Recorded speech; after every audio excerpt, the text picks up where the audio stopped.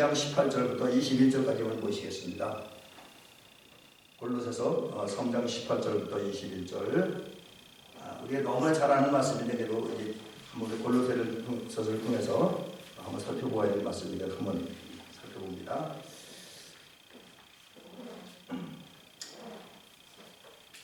분도를 합니다. 우리 성도를 찾아드리시고 다시 했습니다.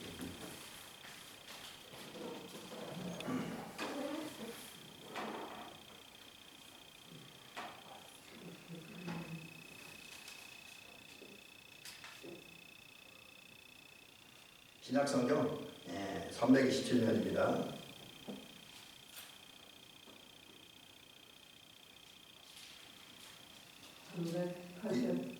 3장 18절. 예.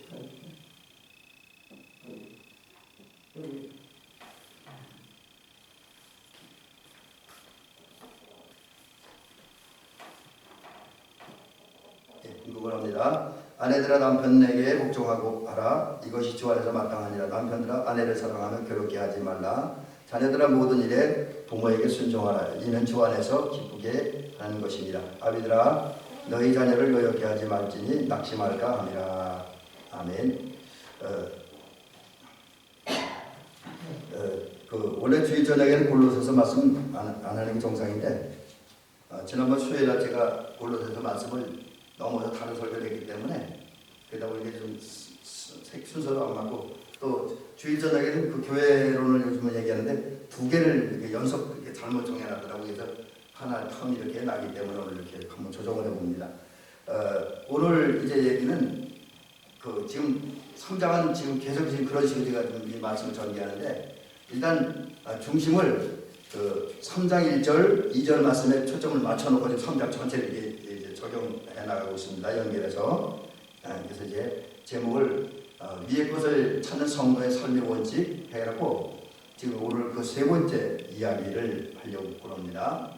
그래서 이제 요건 이제 4장 1절까지 이어지는데 거기서 이제 다음 주 오늘은 이제 가정 내에서 얘기고 그 다음에 이제 이 본문은 종과 주인으로 얘기했지만 이걸 요즘 현대식으로 풀어서 경영자와 노동자의 어떤 삶의 모습을 설명하면서 은혜를 받으려고 합니다.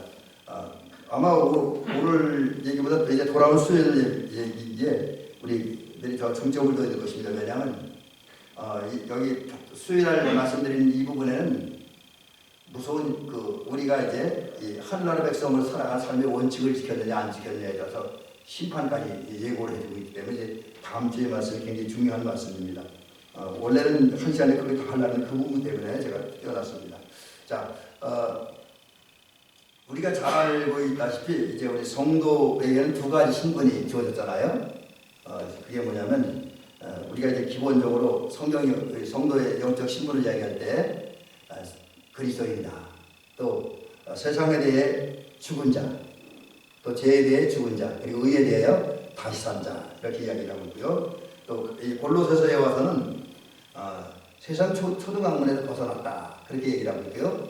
또 이제 그리스도와 함께 다시 살리심을 받은 사람이다 이런 얘기를 합니다. 그러면서 이제 결국 3장 1절 2절에서는 그러한 우리들이 이제 하늘나라 백성이다. 이제 3장에서는 우리 하늘나라 백성이다. 그래서 오늘 본문에도 그 얘기를 하지만 빌립보서 3장 2절에 보니까 우리의 시민권은 어디다? 하늘에 있다. 이렇게 이야기를 합니다. 그래서 이게 이제 우리 첫 번째 신분이고요. 두 번째 신분은 우리가 잘 아는 대로 우리 대한민국 백성입니다. 이거는 성경적인 근거를 찾을 수가 없어요. 왜냐하면 성경에는 우리는 대한민국 백성이요라는 그런 말씀이 없기 때문에. 그러나 이거는 이제 성경에서 찾는 게 아니라 우리 삶의 현장, 우리가 대한민국에 태어났고 대한민국에서 성장했고 대한민국 안에서 살고 있습니다. 또 더군다나 우리는 대한민국 사람들의 언어를 사용하잖아요. 우리 영어 쓰는 거 아니잖아요. 일본어 안 쓰잖아요. 또 프랑스어 안 쓰잖아요. 또 러시아 안 쓰잖아요. 우리는 한국말을 씁니다. 대한민국말을 쓰고 한글을 씁니다. 그리고 이제 우리의 정서라든지 감정들은 대한민국 사람들만이 갖고 있는 감정과 정서, 문화를 가지고 있습니다.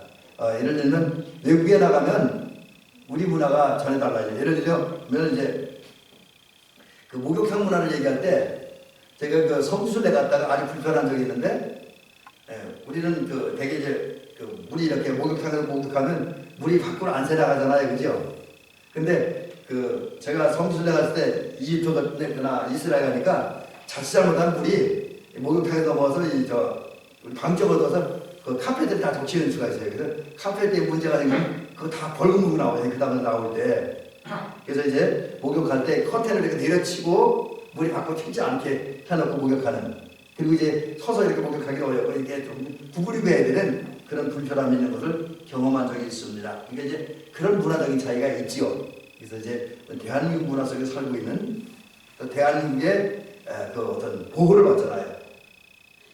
우리 요즘은 세터민이라고도 그렇고 탈북민이라고 그러는데 그분들 얘기가 중국 살 때 국적이 없잖아요. 그러니까 손해를 봐도 억울한 일을 당해서 어디 하소연할 데가 없대요. 예를 들면 누구네 집에 열심히 일했는데 중국 사람들이 어쨌든 은큼하잖아요. 일만 시켜놓고 큰 값을 안 준대요. 그래도 아무 소리 못 한대요. 왜냐하면 그 왜 돈 안 주냐고 국값 안 주냐고 대들면 그 사람이 바로 중국 공안에 신고해서 북한을 끌려가니까 어쩔 수 없이 아무 소리 못하고 넘어간다 이렇게 얘기하면서 이게 이제 어떤 주권이 없으니까 또 이 국민권이 어떤 시민권을 갖지 못하다 보니까 이런 불편을 겪는다 이런 얘기를 하는 것을 이제 그 탈북민을 통해서 들어본 적이 있습니다. 그러니까 우리는 대한민국 국민이기 때문에 세계 어디를 가도 보호를 받습니다. 그래서 우리 여권에 보면 우리 이 사람은 우리 대한민국 백성이니까 국민이니까 그 어느 기후 나라에서도 잘 불편한 대로 지켜주고 도와달라 보호해달라는 그런 그 문구가 있습니다. 그래서 우리는 대한민국 국민이에요. 그래서 우리 이렇게 두 가지 신분을 가지고 있습니다. 그래서 성숙한 그리스도인은 이 두 가지 신분에 어울리는 모습을 살아야 돼요. 그래서 우리는 하늘나라 백성다운, 천국 백성다운, 또 그리스도인다운 그런 모습을 살아야 되고요. 또 대한민국 백성다운 삶을 살아야 됩니다. 대한민국 국민에서 대한민국 헌법도 지키고 대한민국 질서도 지키는 그런 삶을 살아야 되는 거지요.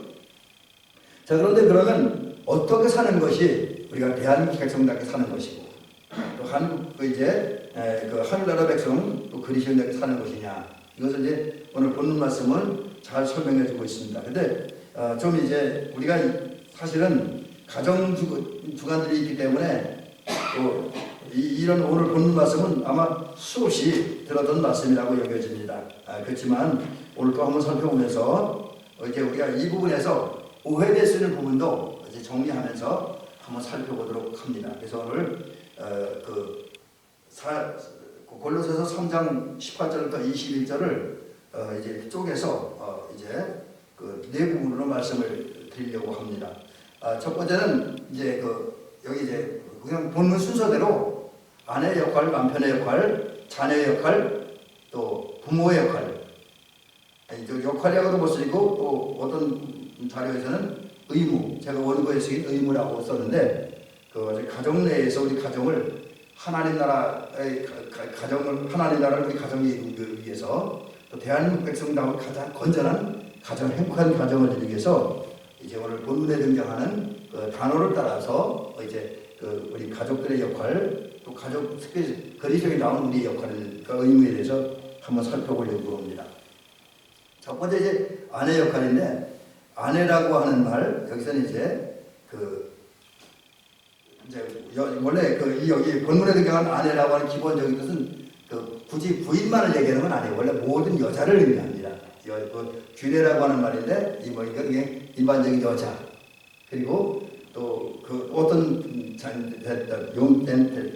문장에서는 이제 그 문장 진행 과정에 따라서 부인이라고 번역을 하기도 합니다. 근데 본문은 우리가 읽은 골로새서 3장 또 에베소서 5장 여기에서는 이제 가정을 중심으로 이제 아내를 귀내라고 얘기를 했기 때문에 요 문장에서는 아내라고 번역하는 게 맞아요.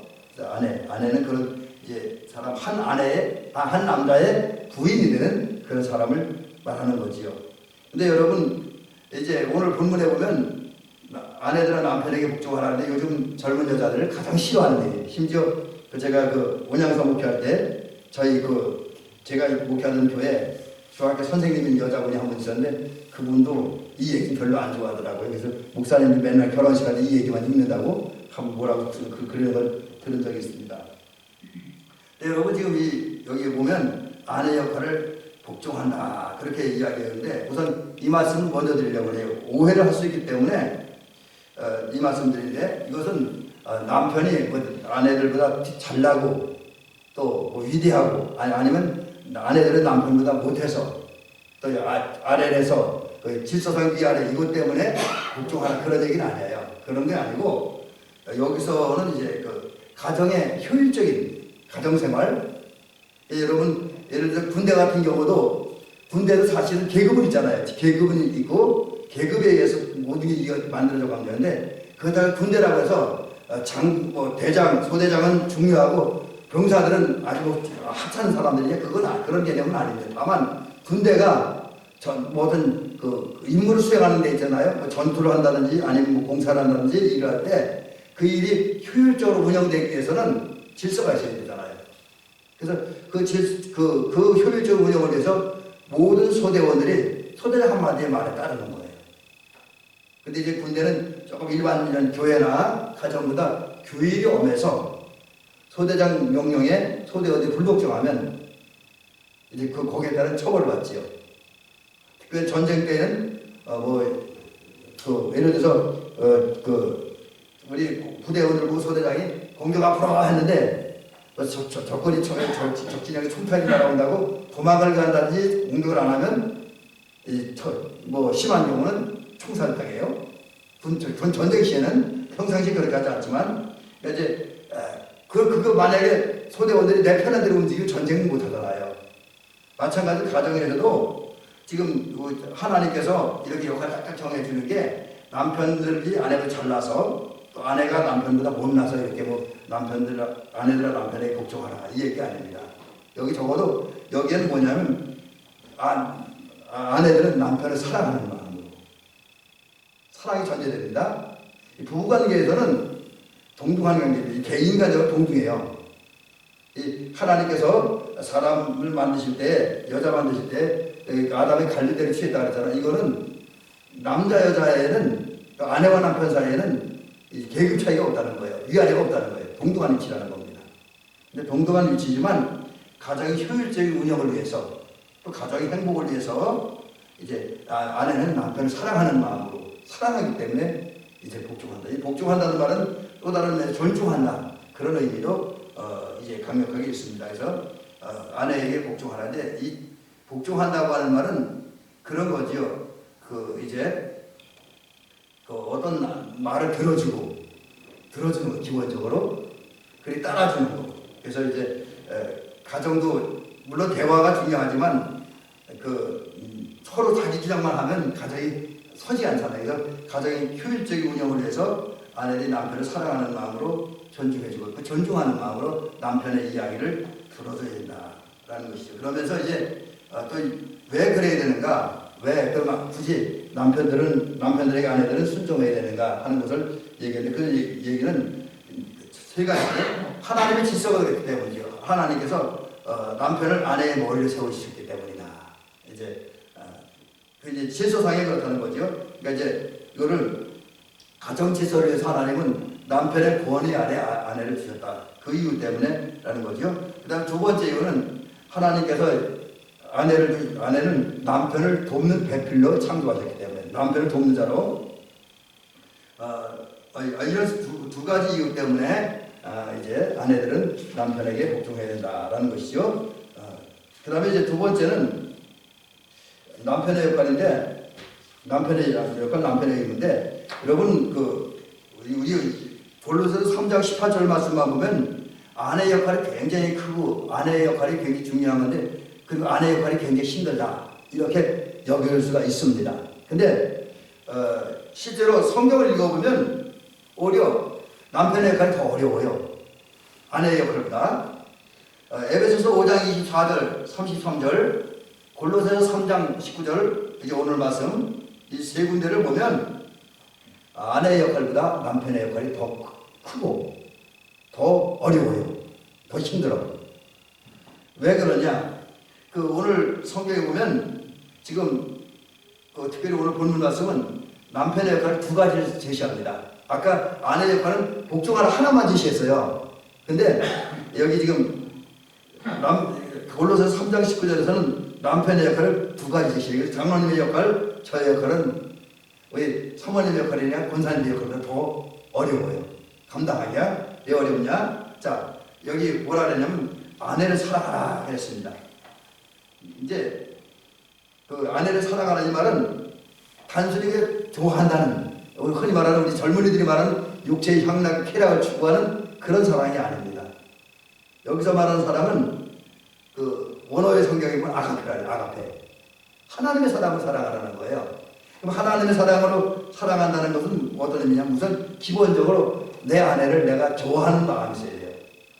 아내를 정말 좋아해야 되고, 그 다음에 좋아하기 때문에 아내가 항상 잘 되기를, 아내가 하는 일이나 아내가 잘 되고 아내의 마음에 기쁨이, 행복이 충만하기를 남편은 바라고 소망하고 기대해야 된다는 거지요.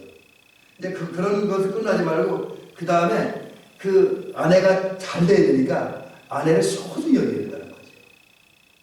아내를 소중히 여겨야 된다. 어떻게? 그리스도를 대하듯이 아내를 소중히 여겨야 된다.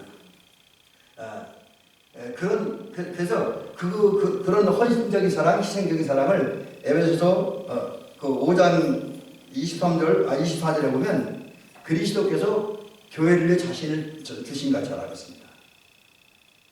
교회를 위해 자신을 주신 같이. 그러니까 이제 예수님께서 십자가에 죽으신 그 사랑 있잖아요. 이 얘기는 뭐냐면 우리 남편들의 부담스러운, 남편들은 아내를 죽을 정도로까지 돼 있나, 아내를 향해 죽을 정도로 아내를 사랑해야 된다, 이렇게 이야기를 하고 있고요. 또 에베소서 5장 33절에 보면 남편들은 아내를 자기처럼 사랑해야 된다. 자기처럼. 자기 몸이 귀한 것처럼 아내의 몸도 귀하고, 자기 어떤 욕망이 귀한 것처럼 아내의 욕망도 귀하고, 자기 사상과 이론이 중요한 것처럼 아내의 이론과 사상도 중요하다. 근데 사실 우리나라에서는 가부장적인 제도가 강하다면 특히 대인 사람은 그런 경험이 있어요. 아내보다 남편을 위해서 모든 걸 하려는데 그거 아니라는 거지요. 소중히 여긴다. 자기처럼 그러니까 그런 사랑을 하기 때로는 남편들이 아내 이야기를 들어줘야 된다. 그래서 우리 이 아내 얘기 들어줘야 된다니까 생각나는 게 있는데, 우리 후배 목사님, 제가 충청년에 있을 때 우리 후배 목사님 사모님이 한번 좀 어려운 얘기를 하더래요. 그래서 좀 안 들으려 때면 다른 거 말고 그냥 들어만 좋다라고 그러더래요. 들어만 달라고, 자기 어려운 얘기 좀 들어만 달라, 이제 그런 얘기를 하더라는데 그게 필요하죠. 사실 아내 여자분들은 이 속에 뭘 가지고서 속병거리잖아요. 속병거리자도록 아내가 잘 이야기할 수 있도록 해주고 그걸 잘 들어줘야 된다. 이게 아내를 자기처럼 사랑하는 것이다라고 이야기할 수 있습니다. 그 다음에 오늘 본문에서 보면 이건 에베소서에는 저는 못 봤던 것 같은데, 골로새서에서는 남편들이 아내를 사랑할 때 뭐라 그러냐면 괴롭게 하지 말라. 괴롭게 하지 말라.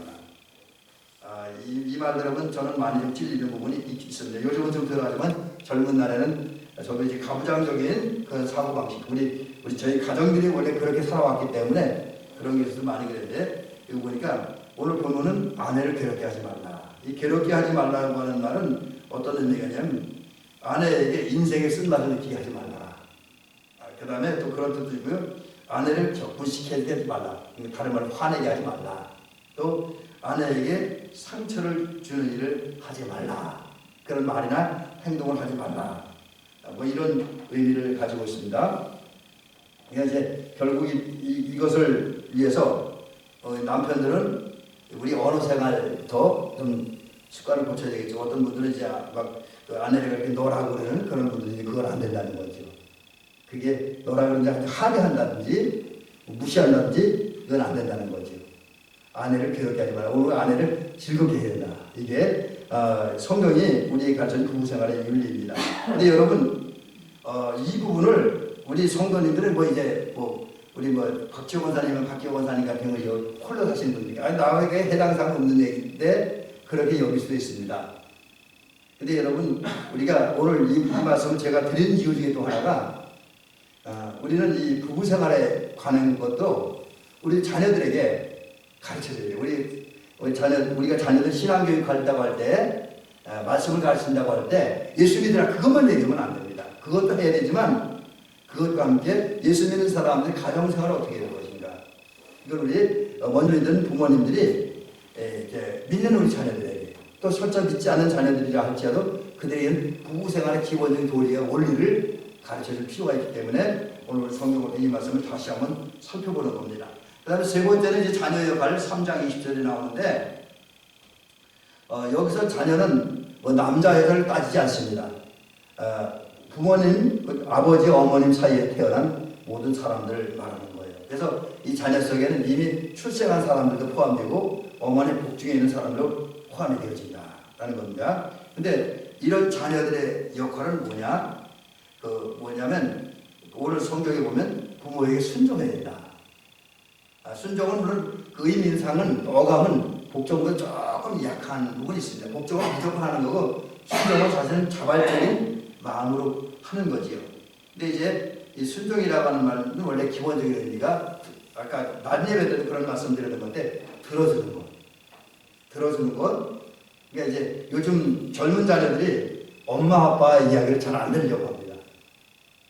뭐 이러면서 잔소리 한다고 뭐 꼰대라고 그러면서 또 구시대 얘기해서 안 들어나래요. 그 전에 저희 어머님께서 우리 형님들을 별로 안 좋아해서 우리 어머니가 물론 나중에 우울증이 걸려서 그런 현상도 있긴 했습니다. 그래서 뭐 얘기하면 말도 안 되는 소리하고 막 그랬어요. 우리 어머니가. 그러니까 우리 형님들이 당신들 이성으로 이해가 안 되니까 안 들어버려요. 그래서 이제 그것 때문에 불만이 많았는데 저는 그런 얘기를 다 들어줘요. 물론 제가 그 전화로 할 때 들어주는데 쉽지는 않아요. 근데 그래도 끊거나 그러진 않았습니다. 그랬더니 그 어머니가 그래도 아들 중에 셋째가 제일 낫다. 제자라고 죄송합니다. 그러는데 그거 순종이라는 거는 들어주는 거. 어떠든 엄마의 얘기, 아빠의 얘기가 엉뚱한 얘기라 할지라도 들어주는 거. 내 생각이 안 맞고 내 이론에 내 감정에 내 환경이 안 맞는다 할지라도 주의를 기울여서 집중해서 들어주는 거.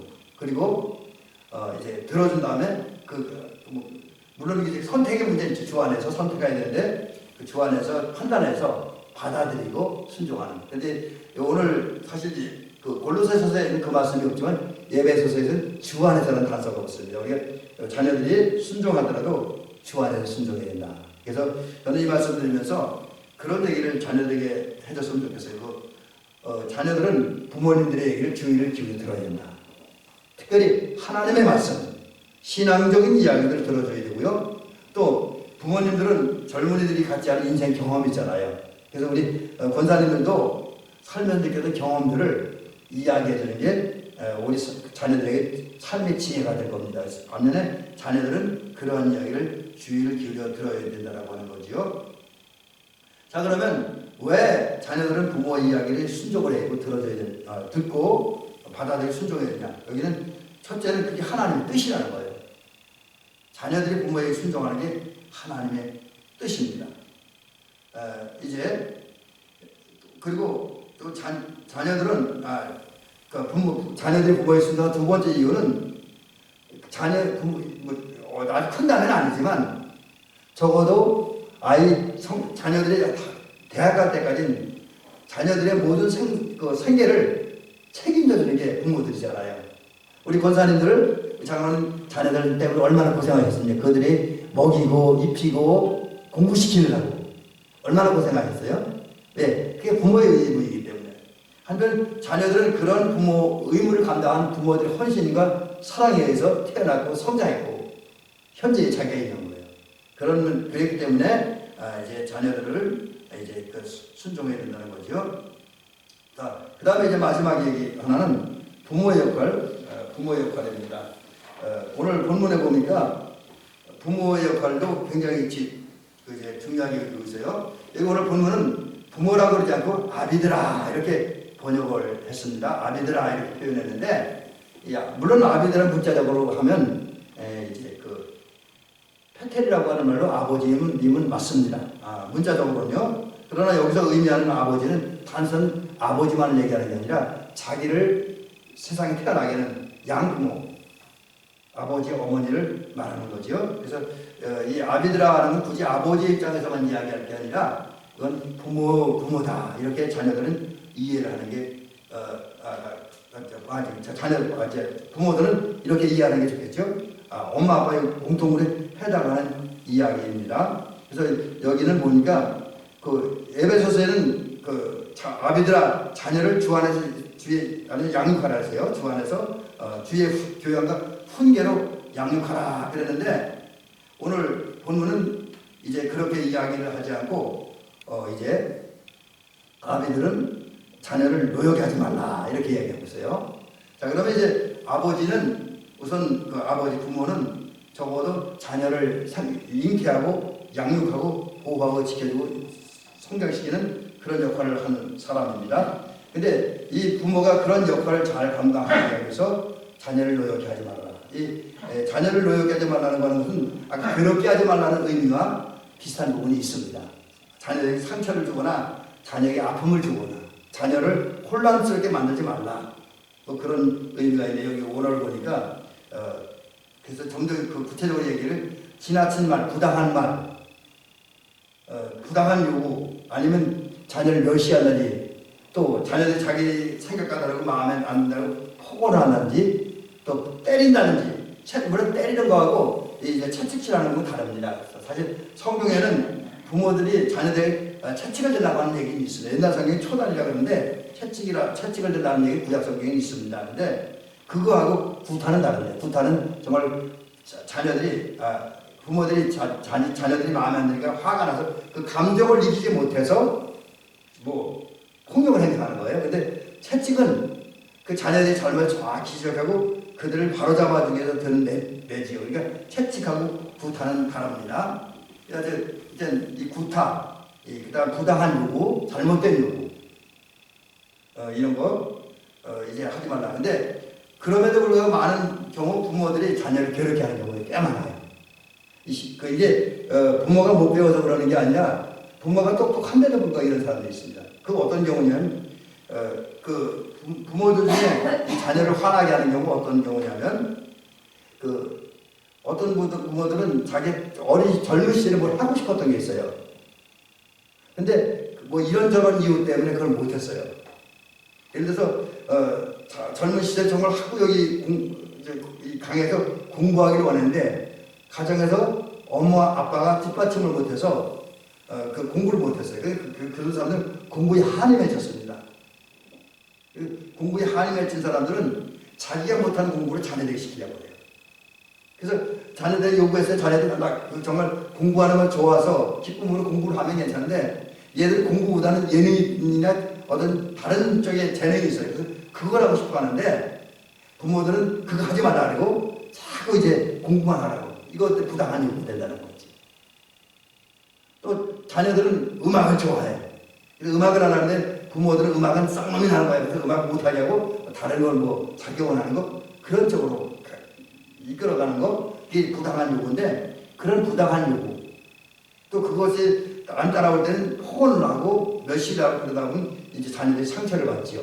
그런 일을 하지 말라 하는 것입니다. 오히려 부모님들은 자녀들 가르칠 때 자녀들에게 꿈을 심어주고 목표를 심어주고 그리고 성경을 통해서 그들이 가진 꿈을 이룰 때 방향을 제시해주는 그런 역할만 해야 된다라는 것이죠. 그래서 어쨌든 뭐 어떤 이유든지 부모들이 자녀들을 잘못된 방향으로 이끌어가는 것은 큰 실수다. 오히려 그것은 오늘 그런 식으로 자녀를 괴롭게 하면 자녀들이 낙심한다. 삶의 열정을 잃어버린다는 거예요. 자녀들이 열심히 살려고 하는 의욕들이 사라진다. 그리고 마음의 상처를 받고 그래서 그 어린 시절의 마음의 상처 때문에 나중에 자녀들이 좀 이상한 쪽으로 가는 경향이 있죠. 그래서 그런 게 있잖아요. 아이들이 너무 어릴 때 부모의 억압과 지배를 많이 받았던 사람들은 복수에 굉장히 강해요. 공격적인 본능이 강합니다. 그래서 거칠어지는 경우들이 굉장히 많았어요. 그리고 의기소침해지고 뭐 이런 경우들이 있는데 우리는 자녀들이 그렇게 되지 않도록 용기를 가지시도록, 희망을, 자신감을 가지도록, 꿈을 가지시도록 도와줍니다. 그러기 위해서는 절대 자녀를 괴롭게 하지 말아야 되고, 그 다음에 오늘 본문에는 없지만은 굳이 에베소서 6장을 연결해서 보면 우리 이제 주의 교양과 훈계를 양육해야 된다. 이제 이것은 여기에는 이제 아까는 구탄하지 말았지만 교양으로 훈계한다. 양육한다. 근데 훈계 속에는 경고한다, 채찍질한다는 의미도 있어요. 때는 경고해주고 잘 가르쳐주고 또 안 되면 채찍도 들면서 바른 길로 이끌어야 된다라는 것이죠. 그다음에 양육은 교육, 이제 그다음 교훈은 주의 말씀을 잘 가르쳐줘요.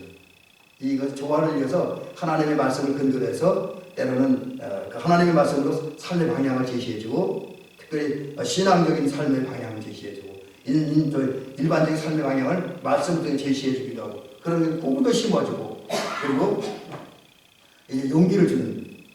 그러나 그럼에도 불구하고 잘못된 길을 받은 그렇게 해서는 안 된다. 말씀을 또 새로운 길도 제시해주고, 또 더 많은 데는 이렇게 다듬어주기도 하는 그런 모습을 자녀를 양육해야 된다라는 것이죠.